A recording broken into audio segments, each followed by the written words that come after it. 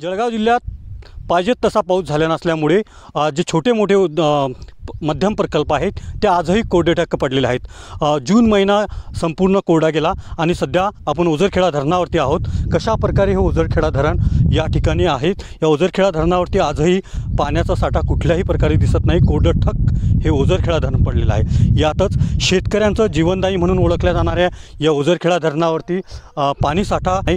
सर्वत्र कोरडठक हे ओझरखेडा धरण आहे। शेतकऱ्यांसाठी तसेच सर्वसामान्य नागरिकांसाठी जीवनदायी म्हणून ओळखलेल्या या ओझरखेडा धरणावरती आजही अनेक शेतकरी अवलंबून आहेत। हातनूर धरणाचा पाणी साठा जर आपण बघितला तर 50% हातनूर साठा या ठिकाणी पाणी साठा आहे।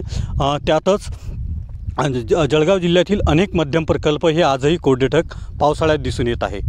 रवी गोरे, TV9 मराठी, ओझरखेडा, जळगाव।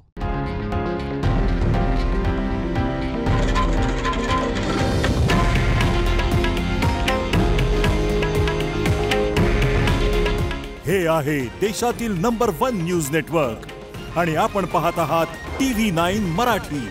काळजी तुमची, हित महाराष्ट्राचं।